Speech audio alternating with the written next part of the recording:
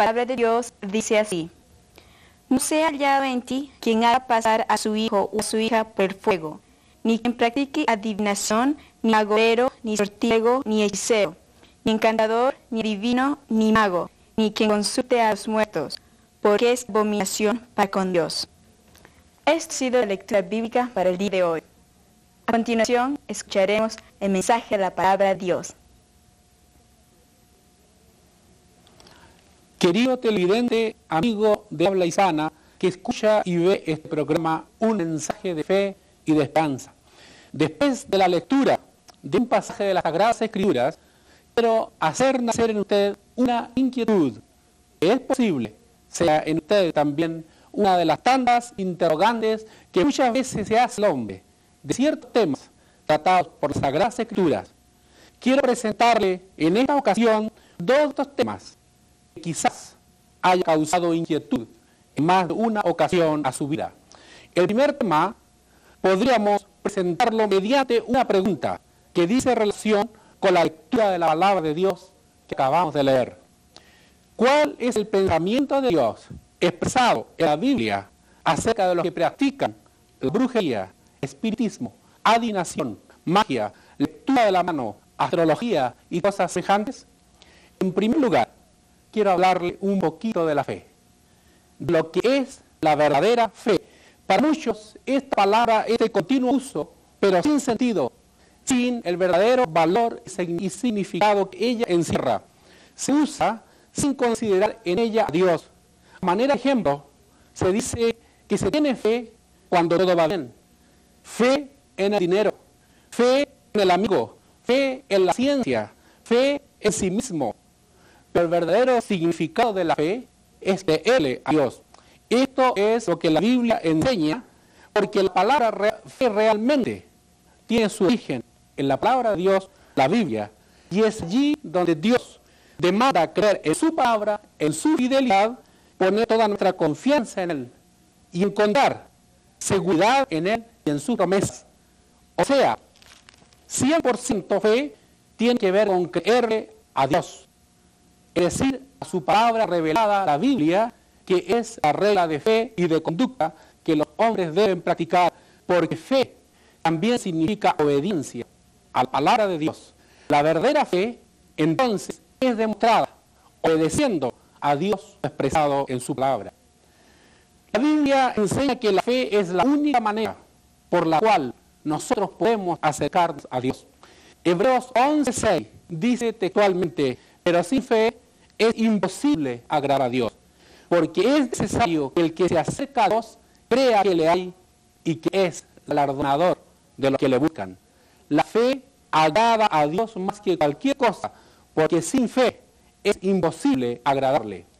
Ahora, cuando el hombre confía en las ciencias ocultas, llámese espiritismo, astrología, cartomancia, hechicería, adivinación, etc., su corazón está totalmente desviado de las demandas de Dios, espiritualmente por una senda equivocada. Pero lo más terrible es que este pecado lo va a conducir a una separación total y eterna de la salvación de Dios, porque está haciendo uso de poderes sobrenaturales ocultos prohibidos por la palabra de Dios.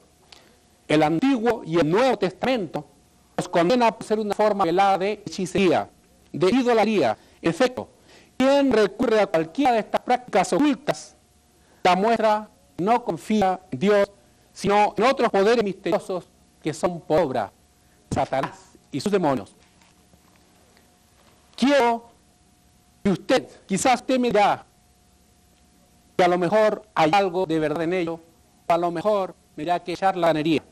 Deje de decirle que la Biblia declara que esos poderes existen y advierte al hombre de no usarlos. Hubo un rey de Israel, el primer rey, se llamó Saúl. Fue primeramente un hombre escogido de Dios, pero a poco tiempo empezó a entrar en el camino de la desobediencia a Dios y comenzó a perder su fe en Dios al no escuchar la voz de Dios por medio de sus profetas. En aquel tiempo, Israel era una teocracia, es decir, un reino gobernado por las leyes de Dios. Como consecuencia de su desobediencia, Saúl entró en el camino de las ciencias ocultas, practicó el espiritismo, que es hablar con los muertos, cosa que le estaba totalmente prohibida, fue desechado para siempre, terminó perdido. Las ciencias ocultas están condenadas por la palabra de Dios y su uso totalmente porque son obra de Satanás, sus demonios.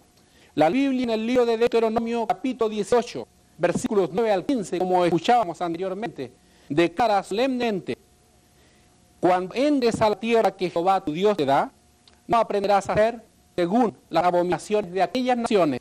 No sea hallado de ti quien haga pasar a su hijo o a su hija por el fuego, ni quien practique adivinación, ni agorero, ni sortílego, ni hechicero, ni encantador, ni adivino, ni mago, ni quien consulte a los muertos, porque es abominación delante de Jehová tu Dios, porque estas naciones que vas a heredar a agoreros y adivinos oyen, mas a ti no te ha permitido esto, Jehová tu Dios. Actualmente usted sabe que estas prácticas condenadas por la palabra de Dios siguen siendo, y hay muchos que las siguen. Deseo de todo corazón que usted no sea uno de ellos. Quizás a usted le llame la atención la expresión pasar a sus hijos por el fuego. Deje de decirle que las naciones paganas que circundaban al pueblo de Dios tenían religiones satánicas terribles y ofrecían sacrificios humanos a sus ídolos. Y estos sacrificios eran practicados principalmente con sus hijos o hijas recién nacidos, los cuales eran quemados en sacrificio a sus dioses. En más de una ocasión actualmente, los medios informativos han declarado casos de cultos satánicos en Norteamérica. Se ha mencionado la práctica de sacrificios humanos. No hay gran diferencia, entonces, con lo que había en el tiempo antiguo y lo que se practica en esta era que parece tan moderna y tan sofisticada. La Biblia declara que en los últimos tiempos la maldad y las prácticas de ocultismo van a aumentar. Si usted está practicando adivinación o astrología o espiritismo por amor de Dios, le ruego que se aparte y ponga su fe en Dios, porque está en peligro la salvación de su alma. Dios le bendiga y le guarde y le prospere. La segunda interrogante o inquietud presentada en esta ocasión es la siguiente: ¿por qué le es necesario al hombre nacer nuevo? Quiero decirle que el Señor demanda en su palabra el nacer de nuevo. Sabemos que el hombre nace naturalmente, pero a medida que crece, su pensamiento es de continuo el mal. Sufre amargura y tristezas, lleva una carga de pecados y remordimientos.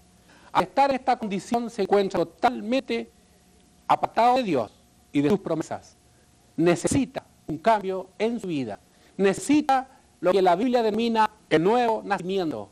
El Señor Jesucristo se lo dijo a un varón llamado Nicodemo, un religioso de su tiempo. Le dijo: de cierto te digo, el que no naciere nuevo no puede entrar en el reino de Dios. Nicodemo interpretó el asunto racionalmente, con una mente muy natural, y replicó: ¿cómo puede un hombre nacer siendo viejo? ¿Puede acaso entrar por segunda vez en el vientre de su madre y nacer? Las verdades espirituales que Jesús enseñaba no las entendió y trató de buscarle una explicación racional. Conforme al pensamiento humano, ¿sabe usted? Hay muchos hoy día que insisten en entrar al reino del cielo con la cabeza, no con el corazón. Necesitamos el nuevo nacimiento. Necesitamos nacer de nuevo. El que no naciere de nuevo no entrará en el reino de Dios. Usted no se imagina cuán es importante para Dios que usted nazca de nuevo. Este tiene que ver con un cambio de vida, un cambio de corazón, realmente un nacimiento espiritual. Yo le invito a cambiar de rumbo en su vida. Si usted anda por una senda apartada de Dios, ahora es el tiempo de que usted empiece a caminar en el camino de Dios. Le invito con tu amor a que usted acepte las palabras de Jesús, el cual le invita y le dice: yo soy el camino, la verdad y la vida, y nadie viene al Padre si no es por mí. Si usted nace de nuevo, no puede entrar en el reino eterno de Dios.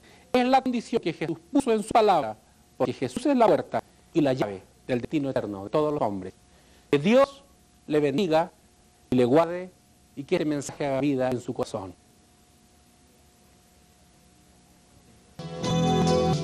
¿Lo saben? Todo lo conmigo.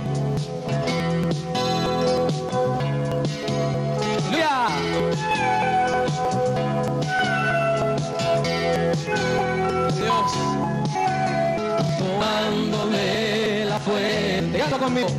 Tomando de la fuente, estoy tomando de la fuente, no cesará. Aleluya.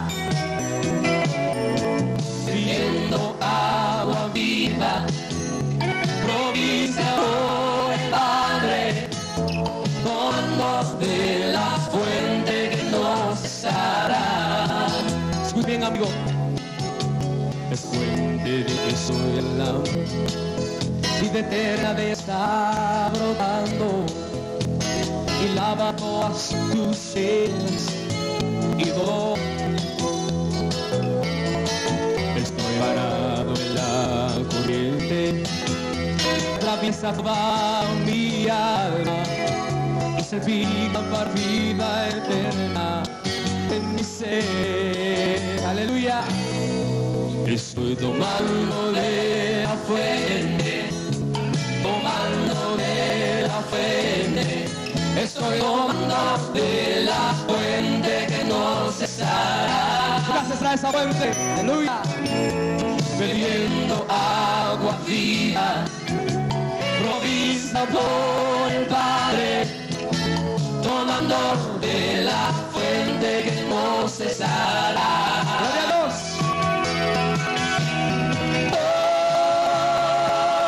Como llega mi ser, estoy seguro que nunca jamás tendré sed.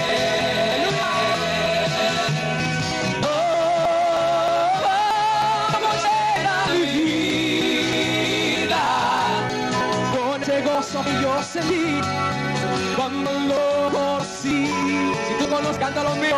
Aleluya.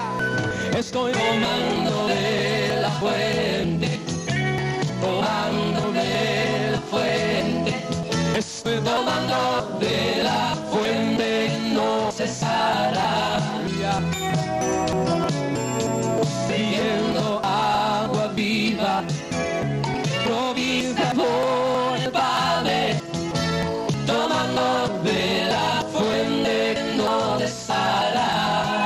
es la fuente que salpica para vida eterna. Esto Jesús. Aleluya. Tomando de la fuente no cesará.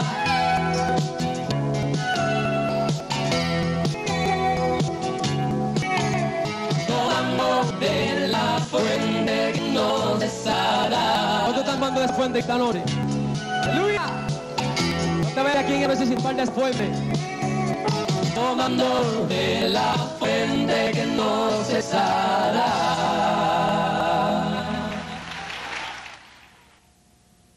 Queridos televidentes, en esta ocasión tenemos con nosotros a la hermana Socorro Santiago, que nos estará compartiendo un breve testimonio. ¿Cómo está, hermana Socorro? Muy bien, muchas gracias. Bienvenida al programa. Gracias. Hermana Socorro, ¿cómo era usted antes de conocer a Cristo? Bueno, yo antes de conocer al Señor, como mucha gente, era una persona totalmente vacía, llena de aflicciones en mi corazón. A través de mi vida había sido lastimada emocionalmente de muchas formas. Yo crecí en una familia religiosa donde me hablaron de un Dios, pero nunca me enseñaron que el Señor nos amaba. Nunca me dijeron que había alguien ahí arriba que se preocupaba por nosotros. A través, voy a repetir, las tribulaciones que nosotros pasamos, nosotros creemos que ya no hay nadie que se preocupe por nosotros, que ya no hay nadie que realmente le importe si vivimos o no vivimos. Al saber yo de estas tribulaciones, tuve la idea del suicidio. Cuando tenía 21 años, estuve a punto de quitarme la vida.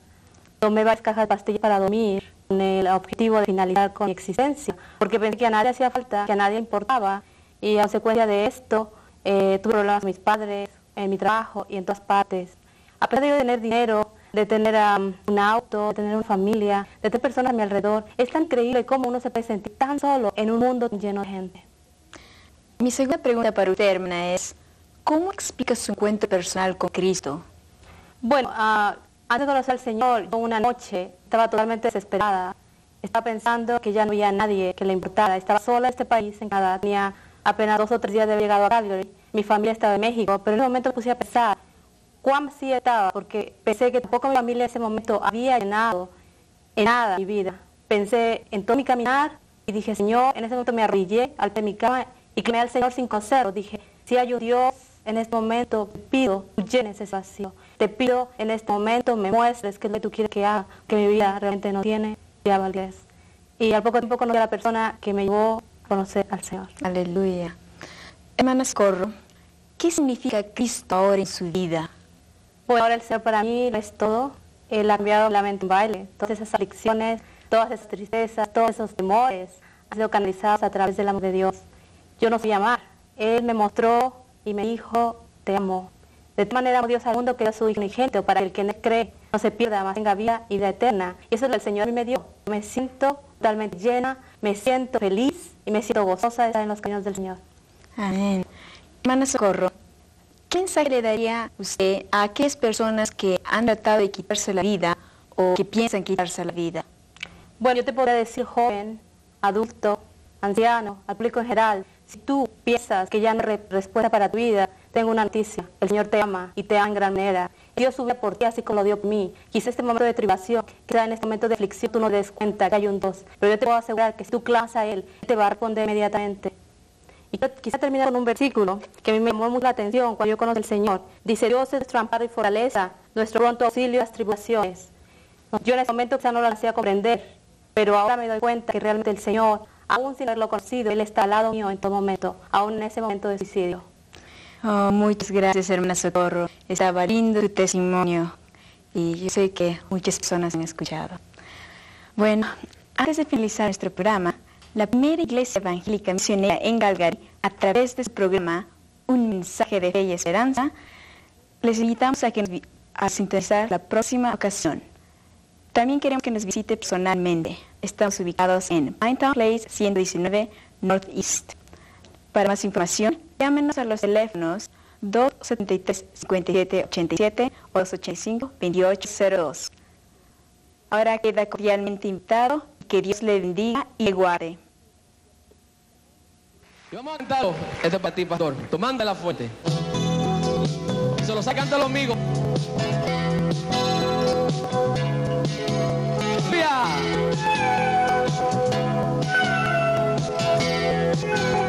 Dios.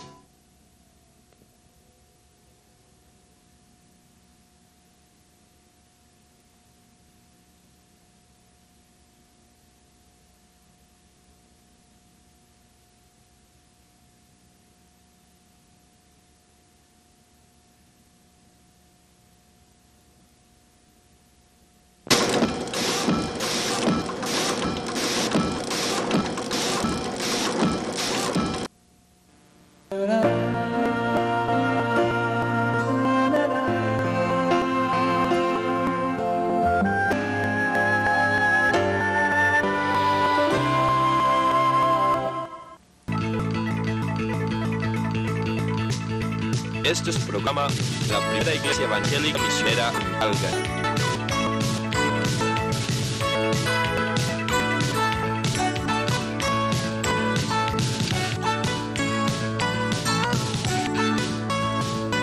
Un mensaje de fe y esperanza.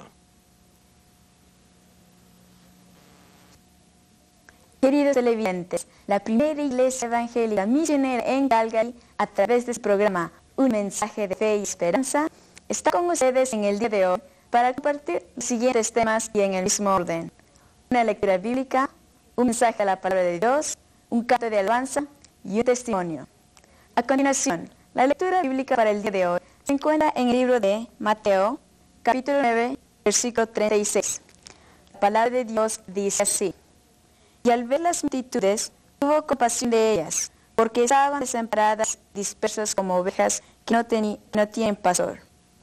Esta ha sido la lectura bíblica para el día de hoy. A continuación escucharemos al pastor Jorge Vallejos con el mensaje de la palabra de Dios.